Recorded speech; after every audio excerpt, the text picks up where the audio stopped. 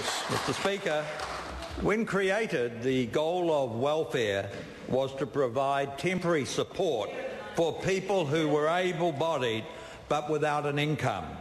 It focused on returning them into the workforce promptly and as soon as possible. Today, the concept of the right to live off a benefit often outweighs the obligation to get a job. This bill, in my view, restores some of that balance. As a result of what has been happening in this country, and despite favourable economic circumstances, the number of working-age beneficiaries dependent on the state today is around 300,000. One child in three now lives in a benefit-dependent household, and research identifies that such parents and children fare badly in education, health and in crime statistics. By seriously weakening work incentives, by softening fraud recovery, by increasing benefit repayments, the requirement to move from welfare to work over recent years has, in my view at least, been dangerously undermined. This bill changes some of these incentives. It is for this government a major piece of legislation putting in place the national government's manifesto commitments to reform the welfare system. The main changes which I support are those that require people who are receiving some benefits to seek and accept offers of work, and that financial support should reflect circumstances and need of the individual.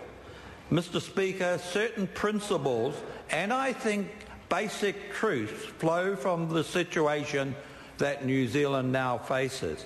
New Zealand cannot, I suggest, succeed as a nation when a quarter to a third of all adults are supported by the state.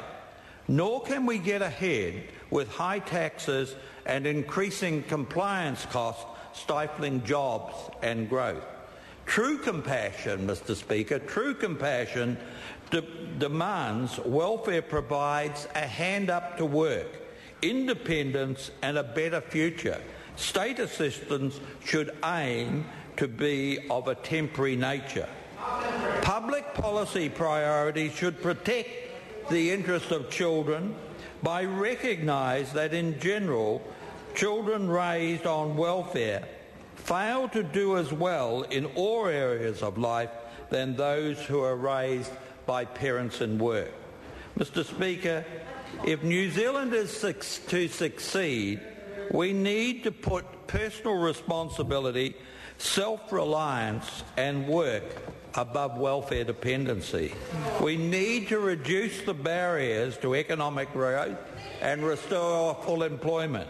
We need to eliminate long-term dependency for working-age beneficiaries who can work, and we need to dramatically reduce the numbers of working-age New Zealanders on welfare, in particular unemployment, domestic purpose and sickness. We simply, as a nation, Mr. Speaker, cannot afford to waste the human potential of 300,000 working-age people on benefit. We simply cannot afford that particular level of waste.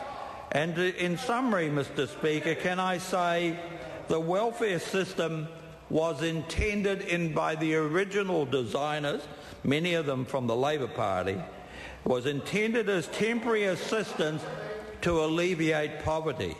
It was not intended to make people dependent on the state, reward irresponsibility or dysfunctional behaviour, or contribute to the breakdown of a two-parent family.